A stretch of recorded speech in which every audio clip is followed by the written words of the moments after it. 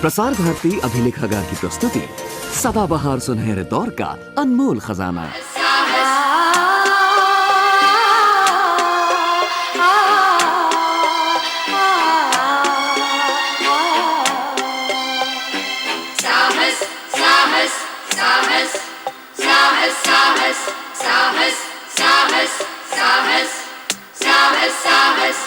डरता है लड़कियों की तरह, चूड़ियां पहन ले, डरपोक कहीं के। तुम औरतें करती कम हो, घबराती ज्यादा हो। आई एम श्योर ये बातें आपने अक्सर सुनी होंगी या कही होंगी। क्या वाकई औरतें मर्दों से ज्यादा डरपोक होती हैं, या उनके हालात इतने डरावने होते हैं कि बचपन से ही डर हर लड़की में घर कर जाता है?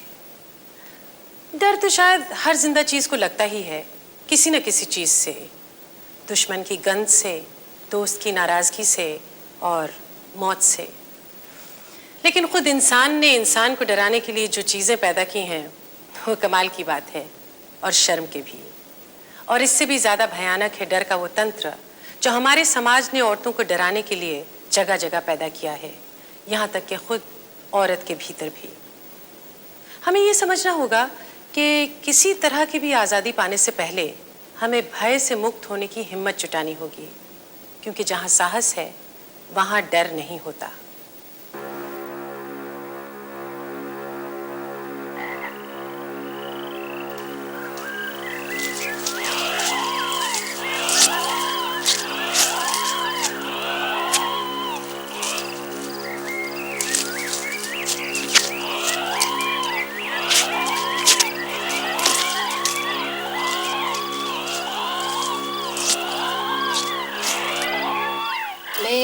जब अपने पति के घर में गई थी शादी के बाद, तब शादी के बाद पहले दिन पति ने मुझसे ऐसे करने के लिए कहा, पहले रात में सेक्स के बारे में, जो आदमी अपने वेश्या के साथ जो करते हैं वही करने के लिए बोला। तो मैंने इनकार कर दिया, ये नहीं, ऐसा मुझसे होने वाला नहीं है।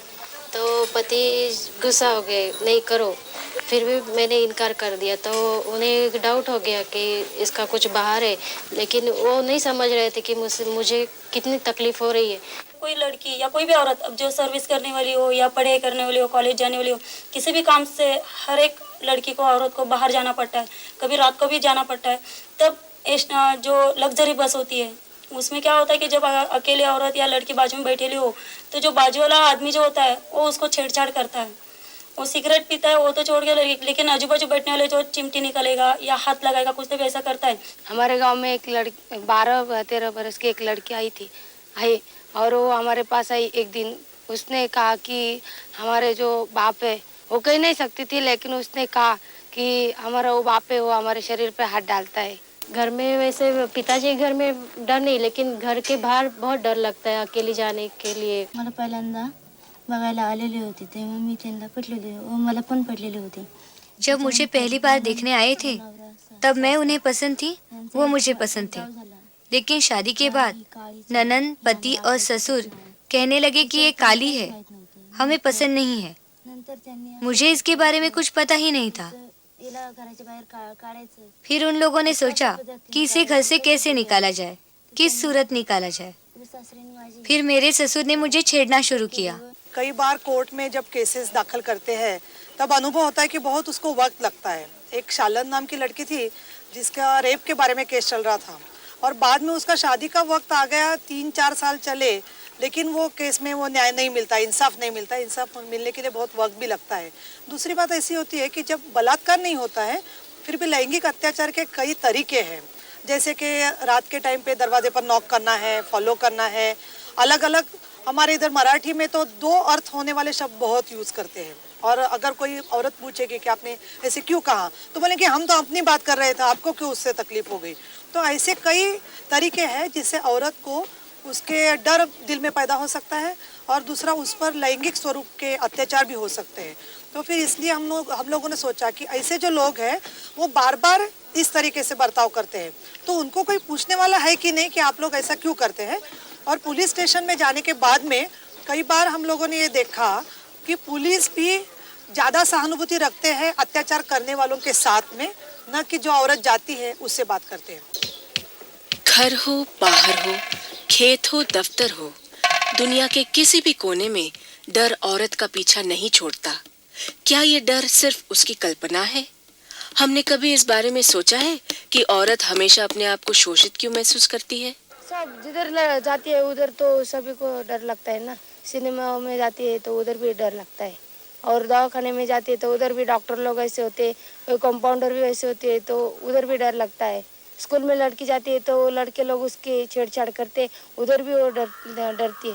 रेशन कार्ड जब होता है अपने सब गांव का या तालुके का, वो सब पुरुष के ही नाम रहता है, आदमी के ही नाम रहता है, औरत के नाम तो नहीं रहता है तो उसका आदमी गुजर जाता है या वो अलग रहती है आदमी के पास से, तभी वो रेशन कार्ड अलग रहता है। ऐसे ही एक अनुभव आया, तो रेशन कार्ड लेके एक सरकारी कचहरी में गए, कोई दाखला लेने का था, इसलिए वो रेशन कार्ड लेके गए तो वो आदमी बोला आपके नाम पर रेशन कार्ड क्यों है, क्या हुआ, रेशन कार्ड काय को निकाला? तो उसको बोलना पड़ा कि मेरा आदमी तो गुजर गए। लेकिन वो आदमी ऐसा बोलने के बाद उसकी नजर उसके तरफ बुरी पड़ती है, और वो क्या बोलता है, दूसरे लोग आते तो उसको बोलते हैं आज इधर टेबल पे रखो और तुम जाओ 8 दिन के बाद आओ, और औरत को बोलता है भाई तुम इधर ही बैठना, आपको ना शाम 5 बजे तक मैं दाखला दूंगा। और वो बोलता है आपके उसके सामने वो कुर्सी देकर बिठाता है और वो नीचे से ना पाँव दबाता है। हमारे गांव में ऐसा भी होता है कि दवाखाने में वो जो नर्स लोग होते हैं वो शाम को कभी कभी शाम को भी 10 बजे उसको ड्यूटी करना पड़ती है ना, तो उस वक्त वो डॉक्टर लोग जो होते हैं वो क्या करते हैं, कंपाउंडर डॉक्टर तो नहीं लेकिन कंपाउंडर होते हैं, वो क्या करते हैं उसके साथ बिजली जब जाती है तो उसके साथ कुछ भी चाले करते हैं, उसको हाथ लगाना किधर उधर ऐसा करके उसका हाथ लगाते हैं। तो ऐसा मेरा कहने का मतलब है कि उस लड़कियों के भी घर में और उधर सब कुछ दवाखाना हो या किधर भी उसको किसी न किसी का सहारा तो जरूर चाहिए ना। लड़की या कोई अकेली औरत होती है, का वो खेती में काम करने वाली हो या कोई सर्विस करने वाली हो, लेकिन अकेली और जो विधवा औरत होती है उनको ये समाज में बहुत सवाल आता है कि जब कोई लड़की खेत में काम करने को जाती है, वो अकेली होती है, औरत अकेली होती है, तो वो अपना प्रॉब्लम वो खेती के जो मालिक होता है उसको बताता है। तो वो क्या बोलता है मुझे अभी वक्त नहीं, मैं बाद में घर पे आके तुझे बताऊंगा, समझाऊंगा। अगर कोई अकेले औरत को कोई सहारा देने की कोशिश करे तो जो आजू बाजू के लोग होते हैं वो उसे बुरी नज़र से देखते हैं।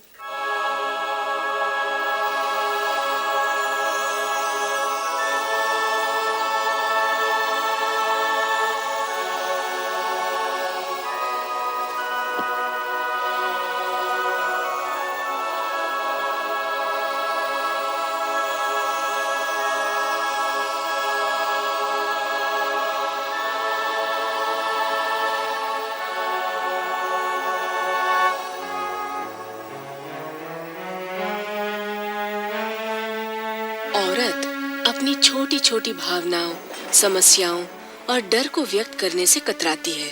सोचती है ऐसे करूंगी तो लोग क्या सोचेंगे, चुपचाप सहती रही तो देखने वाले क्या कहेंगे, और कुछ बोल दिया तो घर बाहर वाले क्या सोचेंगे। इस तरह के 100 सवाल उसे हर वक्त घेरे रहते हैं।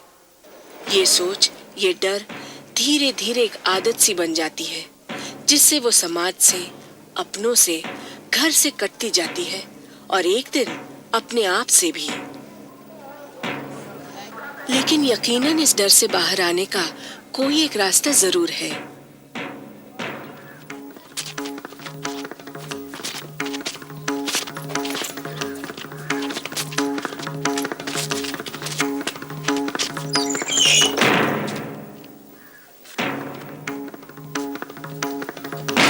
नारायण गांव में एक घटना हुई थी, तो उधर एक औरत रहती थी किराया से। वो घर मालिक बहुत बेकार आदमी था, पर उन लोग को नहीं मालूम। वो औरत जब मर्द काम पर जाने का तो सब औरत लोगों में जाके मिलने की, बैठने की, और जब वो घर मालिक की औरत घर में नहीं रहती तो वो बोलने का कि चलो मेरे घर में वो नहीं है, तुम पकाना करके दो, ऐसा बहाने से उसको बुलाने का। जब वो गई पकाना करने तो हाथ पकड़ने का। तो उसने सोचा कि नहीं बाबा, ये आदमी कुछ खराब है, अपन नहीं जाएंगे। तो वो क्या करने का, ऐसा नहीं आती तो रात को वो संडास को जब औरत लोग जाते हैं तो उन लोग में जाके साड़ी पहन के बैठता है। और जब वो औरत घर में रात को अकेली रहती है, उस टाइम वो जब आता है उसको दरवाजे का कड़ी बजाता है। तो उसने औरत लोग को बोल के रखा था कि जब वो आएगा तो मैं तुमको इशारा करेंगी, घर में का कुछ बर्तन बजाएंगी, उस टाइम तुम सब लोग भाग के आओ।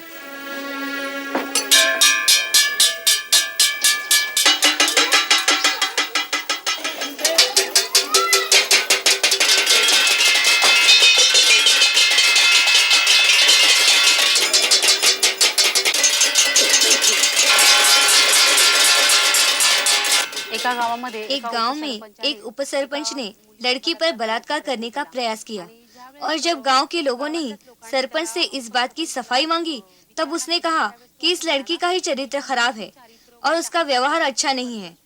तो मुझे ये कहना है कि भले ही वह लड़की बुरी हो या उसका व्यवहार बुरा हो, फिर भी किस आदमी के साथ जाना है, किसे हाँ करनी है और किसे इनकार करना है, इसका अधिकार उसे ही होना चाहिए। औरत को ना कहने का अधिकार है, यही हमारा समाज नहीं मानता है। और ये जो गाना है बहुत काफी फेमस भी है, तू हाँ कर या ना कर, मैं छीन लूंगा तुझे। तो यही तो सवाल है ना कि कैसे भी करके छीन के लेना है उस औरत को। और अगर वो ना बोलती है उसका मतलब ये भी कहा जाता है कि वो औरत है, इसके लिए शर्म आती है, इसके लिए ना बोलती है। तो इसके लिए वो ना मतलब सच्ची वो ना है, वो पहुंचाने का वो कोशिश करती है, लेकिन वो आदमी तो अपने को जो सूटेबल करता है उस तरीके से उसका अर्थ लेता है। और इसके लिए ये सब सवाल जब महिला इकट्ठा होकर पूछती है तो गांव के लोग पहले तो उनके दिल में डर पैदा होता है। डर असल में है क्या? शायद अकेले हो जाने का या फिर दूसरों से अलग थलग हो जाने का भय। इस डर का इलाज भी सिर्फ एक है, इससे अपने आप बाहर निकलकर दूसरों के डर को जानना, समझना, उनके साथ इस डर को बांटना और उससे लड़ने के लिए साहस जमा करना, शक्ति जुटाना। मुलीला संरक्षण मिळालं औरत को संरक्षण मिलना ही चाहिए, घर में भी और बाहर भी, वरना वो जिएगी कैसे। इसके लिए मुझे ऐसा लगता है कि अगर जो लड़की या कोई भी लड़की हो औरत हो उसके लिए सब संरक्षण बोले कराटे या इस तरीके जो प्रशिक्षण दिए जाते हैं वो होना बहुत जरूरी है। मुझे ऐसा लगता है कि कोई भी औरत जब अकेली होती है तो उसके पीछे जो है आत्मनिर्भरता बनने के लिए तो उसके पीछे संगठन होनी चाहिए। तो मैं इसके लिए ऐसा कहूँगी कि हर सब औरतें एकजुट से अगर काम करने के लिए आवाज़ उठाए या सब मिलजुल के काम करें तो ये सुरक्षा हो सकती है। कि कोई भी औरत का अगर अकेला रहते टाइम को प्रॉब्लम आया तो 4 औरतें उसको मदद कर सकती है, तो 4 यानी 5 आवाज़ उठेंगे तो एक आवाज़ दब सकता है। अगर हम शोषित और दब्बू ना बने रहकर एक बार शोषक के सामने खड़े होने की हिम्मत जुटा लें तो हजारों और औरतें हमारे साथ हो जाएंगी और हम ज्यादा ताकत के साथ इन समाज विरोधी तत्वों का सामना कर सकते हैं और अपने आप को उनकी बलि बनने से बचा सकते हैं। मैं जा रहा था बाजार से टकाटक। और फिर? हंसना मत टकाटक। नहीं रे। अरे और वहाँ थी एक टकाटक। फिर? वहाँ सामने ही थी सब्जी वाली के पास टकाटक। फिर आगे? सब्जी वाली के पास खड़ी थी टकाटक। फिर आगे? फिर क्या, टकाटक ही थी और क्या। अरे वाह। वो मेरे आगे टकाटक अरे फिर? और मैं उसके पीछे टकाटक। फिर रे? वो मेरे आगे टकाटक, मैं उसके पीछे टकाटक। फिर? वो गई घर के पास टकाटक। और फिर? मुझे लगा घर में घुसेगी टकाटक। और फिर? मैं गया उसके पास टकाटक। मैंने उसको बोला टकाटक, बोला क्या टकाटक। और फिर? उसने निकाली ना टकाटक। और फिर? दे मारी ना एक गाल पर टकाटक। क्या बात है। मैं आया ना गाल मलते टकाटक। अरे क्या मादिया, आजकल की लड़कियों से अब बचकर रहना, बहुत सुधर गई है टकाटक। तुम्हारा कहना सही है बाबा, टकाटक। तिथून सारखे फेरे मारे होता तू, फेरे मारल्याच्या नंतर मग लक्षात आलं की याला आता आपण काहीतरी यहाँ बार बार चक्कर लगा रहा था वो। इथं येणार फिर लगा इसे कुछ न कुछ सबक तो सिखाना ही होगा। फिर जब वो आया तो सीधा चप्पल उठाकर दे मारी सर पर। मारने के बाद वो भाग गया। अब जब कभी सामने से गुजरता है तो सर झुकाकर चलता है। एक दिन ऐसे ही मैं काम से 10 बजे छूट रही थी, तभी वो एक आदमी ने मेरा पीछा किया और वो ऑटो था उसके पास, नहीं स्कूटर था उसके पास, और वो थोड़ा सा आगे जा रहा था और मेरे पास आता था और बोलता था चलो मेरे गाड़ी पे बैठ जाओ। मुझे तो बहुत गुस्सा भी आया, डर भी लग रहा, लेकिन अभी कोई रास्ते में तो आदमी लोग भी नहीं थे, औरत लोग भी नहीं थे। मेरे को एक आइडिया आई, फिर मैंने पर्स में से, मेरे पास तो उस वक्त पेन भी नहीं था, मैंने सिर में का क्लिप निकाला और बस का टिकट था पुराना मेरा, उस पर मैंने क्या किया, उसका नंबर, कोई आदमी एक बार 4 नंबर है तो एक बार देखेगा तो भी 4 नंबर आते थे, लेकिन मैंने क्या किया, उसको समझने के वास्ते, वो आदमी को समझने के वास्ते मैंने क्या किया, एक बार ऐसा नीचे झुकाया और एक बार ऐसा नंबर नोट किया, फिर दूसरे बार ऐसा देखकर मैंने 4 बार नीचे झुकाकर उसका नंबर देखा। वो डर गया और डर गए। जो उसने गाड़ी को किक मारी तो सीधा मुंह करके वो दिशा से चला गया। गांव के जो है लोग, उसमें एक मनुस्मृति का वचन है। वो क्या कहते हैं कि कहाँ से अगर ज्वेल मिलता है, रत्न मिलता है, फल मिलता है या औरत मिलती है तो वो पानी चाहिए। तो ये है, तो कोई भी औरत किसी भी तरीके से उसको प्राप्त करना, ये आदमी लोग उसमें जानते हैं कि वो उनका बहुत बड़ा प्राइड है, बहुत अभिमान की बात है कि औरत को उन्होंने अपने खामी में ले लिया और उसको इस्तेमाल किया, यूज़ किया, और जैसे कि कोई पान खा के थूकता है वैसे उसको फेंक दिया। तो इसलिए ये सवाल आता है कि महिलाओं को इकट्ठा होके एक दूसरे के पास में बैठना चाहिए। और महिलाएं भी पुरुष प्रधान संस्कृति की कई बार ये प्रोपोगेट करती है, बोलती है, और वो भी दूसरी औरत को बोलती है कि अच्छी औरत नहीं है। इसके लिए ये बहुत ज़रूरी है कि महिलाओं को साथ में आना और आत्मविश्वास से काम करना। और कई बार औरत के ऊपर जब अन्याय होता है तो उसको लगता है कि वो आत्महत्या करे। तो हमको लगता है कि जिंदगानी जीने का औरत को अधिकार है। ये बात सब मिलकर अगर कहेंगे तो उसको फिर जिंदगी जीने के लिए कुछ मिल सकता है। हमें कहीं से भी न्याय नहीं मिलता, पुलिस स्टेशन में नहीं, न्यायालय में नहीं, गांव में पुलिस पाटिल या सरपंच के पास भी न्याय नहीं मिलता। हमें खुद ही न्याय के लिए लड़ना चाहिए, और न्याय चाहिए हो तो अन्याय का प्रतिकार करना चाहिए, तभी न्याय मिलेगा। इसलिए हम एकजुट हुए, सबकी बैठक के लिए गांव-गांव में संदेश भेजे। जहाँ जहाँ हमारी संगठित महिलाएं हैं, जहाँ सम्मेलन शिविर होते हैं, अन्याय के खिलाफ लड़ने वाली हम सभी महिलाएं एक हुई। एक नया उत्साह था कि हम कुछ कर सकते हैं और इसका जनता पर कुछ तो असर होगा। ये नारायण गांव है, महाराष्ट्र का छोटा सा देहात, जहाँ की ये सारी औरतें जिनकी बातें हमने अब तक सुनी, सदियों से होते आए अत्याचार का सामना करने के लिए प्रयत्नशील हैं। जब औरतें इकट्ठा होती हैं, तब उनकी बातें, उनकी समस्याएं काफी मिलती जुलती हैं, और यूं एकजुट होने से ही शक्ति बढ़ती है। नारायण गांव की महिलाओं ने ऐसी समस्याओं को सुलझाने की कोशिश की है, जिनका समाधान उन्हें शायद अदालत में या पुलिस स्टेशन में ना मिल पाता। यहाँ किसी एक तारीख को विशिष्ट स्थान पर महिला अदालत बुलाई जाती है, जहाँ औरतों पर अत्याचार करने वाले पर खुलेआम मुकदमा चलाया जाता है। आरोपी तो अक्सर बेइज्जती के डर से यहाँ आता नहीं, ऐसे में उसकी भूमिका एक महिला ही निभाती है, साथ ही वकील तथा न्यायाधीश की भी। ये सारा मुकदमा प्रतीकात्मक रूप से चलाया जाता है और सजा भी प्रतीकात्मक रूप से सुनाई जाती है। पर इस तरह सरेआम बदनामी होने से उस व्यक्ति को सबक मिल जाता है और उसकी प्रवृत्ति से दूसरों को भी। स्त्री आधार केंद्र व क्रांतिकारी महिला संघटना आयोजित महिला मेळावा नारायणगाव 28 नोव्हेंबर। महिलांना सन्मानाने व आत्मविश्वासाने जगावे म्हणून संघटना प्रयत्नशील आहे। महिला जनता कोर्टाची माहिती देण्यासाठी दिनांक 28 नोव्हेंबर 84 रोजी नारायणगाव येथे कार्यक्रम आयोजित करीत आहोत। हा कार्यक्रम पथनाट्य स्वरूपाचा आहे। महिला जनता कोर्ट हे महिलांच्या न्याय हक्कासाठी महिलांसाठी स्थापन केलेली कृती आहे। तरी नारायणगाव येथे होणाऱ्या या महिला मेळाव्यात आपण जास्तीत जास्त संख्येने शामिल व्हावे असे। ये अदालत महिलाओं की दूसरी समस्याओं को भी सामने लाती है, जैसे कि दहेज, मारपीट, वो समस्याएं जिन्हें औरत हमेशा दूसरों से छुपाने की कोशिश करती है। आज के जनता कोर्ट में ये जो कहानी है, ये युगों युगों से चली आ रही नारी की कहानी है। आपकी, मेरी, शांताबाई की, लताबाई की। और इसके लिए न्याय किसके पास मांगे हम?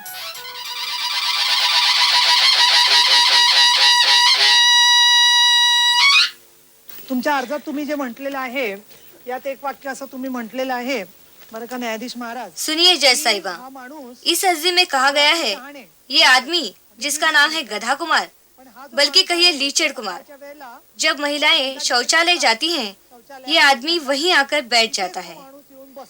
क्या ये बात सच है? इन सब महिलाओं का कहना है कि इस आदमी का गांव में व्यवहार अच्छा नहीं है, ये महिलाओं को बुरी नजर से देखता है। तो पुलिस स्टेशन में क्या हुआ, अब हम देखेंगे। आडमुठे कॉन्स्टेबल आणि इन्स्पेक्टर यांना आपण हजर करावं आणि समोर काय झालं त्याची जरा तुम्ही आम्हाला पुढची आपण भूतकाळात जाऊया आणि बघूया काय होतंय। माझं नाव रेखा, मी 2-3 वर्ष। मेरा नाम रेखा है। मैं 2-3 साल से पतरे के चौल में रह रही हूँ। गधा कुमार मेरे घर के मालिक है। घराचे मालक आहेत। वो गधा कुमार ना, हम उसे जानते हैं, वो अच्छा आदमी है। तू इतनी चिकनी दिखती है, तूने ही कुछ किया होगा और तू उनके खिलाफ कंप्लेंट दे जो रही है। दिखता है वो नहीं है, मुझे परेशान करता है। रात के समय में अकेली होती हूँ, मेरे पति भी घर में नहीं होते।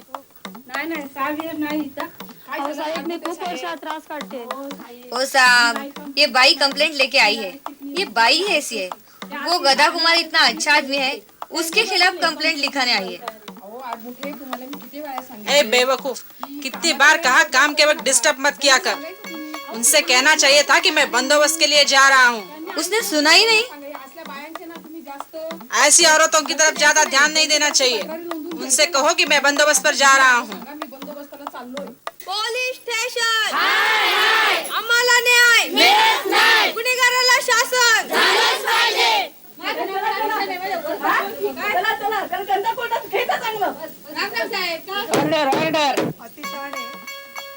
जज साहिबा, आपका ध्यान चाहती हूँ। क्या आप इन्हें जानते हैं? अच्छा, नहीं पहचानते? इनमें से किसी को नहीं जानते क्या? अपना क्या है? अपना काम धंधा भला औरतों का अच्छा नहीं, क्या बोलता है? जहाँ जाते पीछे से पत्थर मारता है और बोलता है नहीं जानता। झूठ है भाई, ये सब झूठ बोल रही हैं और एक तुम सच बोल रहे हो। अच्छा, हमने जज साहिबा के सामने सारे सबूत पेश किए हैं। मेरी विनती है, आप इन्हें कड़ी से कड़ी सजा सुनाइए। यहाँ जमा महिला मंडल की महिलाओं से मेरा कहना है कि जब पुलिस और बाकी नेता लोग न्याय नहीं देते हैं तो आप ही लोग इसे सजा दे। मुझे लगता है महिलाओं ने जो न्याय किया है वो सही है। उसे चप्पलों का हार पहना है। अशा आरोपीला कठोर शिक्षा झालीच पाहिजे। गुन्हेगाराला शासन झालंच पाहिजे। करीबन हम लोगों ने 50 से 60 तक महिला जनता कोर्ट किए होंगे, जिसमें हम लोग पुलिस को भी इन्फॉर्म करते हैं, माध्यम के जो लोग हैं मीडिया के उनको भी इन्फॉर्म करते हैं और दोनों लोगों को बुलाते हैं। कई बार वो आदमी तो भाग जाता है क्योंकि उसको लगता है कि हमको पीटेंगे मारेंगे, लेकिन मैं ये स्पष्ट करना चाहती हूँ कि ये बहुत पीसफुली होता है। कोई भी जाके उसको पकड़ के पीटते हैं ऐसा तो होता नहीं है, लेकिन 50 औरतें मिलके अपने को सवाल पूछती है। इसका ही उसके दिल में इतना डर होता है कि दूसरे दिन से वो अलग रास्ते से जाना शुरू करता है। ये भी हमने अनुभव किया है। स्त्रियांवर अत्याचार करणाऱ्या गुंडांचा आमचा न्याय आम्हीच मिळवणार। आमचा कोण? महिलाओं की अदालत आज भारत भर के देहातों में जड़ पकड़ रही है। इसकी सफलता का राज शायद ये है कि यहाँ व्यवस्था नियंत्रण की बागडोर पुलिस या अदालत के हाथ में नहीं, बल्कि जनता के हाथ में है, समाज के हाथ में है, खुद महिलाओं के हाथ में है। किसी डरे हुए आदमी या औरत से ये कहना बिल्कुल बेमाने होता है कि तुम डरो मत। दरअसल डर जैसी अंदरूनी भावना को जीतने के लिए हमें किसी बाहरी साधन की जरूरत भी होती है, और वो साधन कुछ भी हो सकता है, छोटी सी छोटी चीज भी। जैसे कि इस गांव की औरतों ने वो साधन तलाश किया थालियों की झनकार में। लेकिन हो सकता है कि अगर अकेली औरत थाली पीटती रह जाती तो शायद डर उसको एक बार फिर से दबोच लेता, लेकिन ऐसा नहीं हुआ और एक दूसरे का डर बांटने के लिए गांव की बाकी औरतें भी बाहर निकल आई। एकजुट होने की यही ताकत आज औरतों की जनता अदालतों के पास है, जहां आते औरतें नहीं डरती, डरते अपराधी मर्द हैं। साहस साहस साहस साहस साहस साहस साहस साहस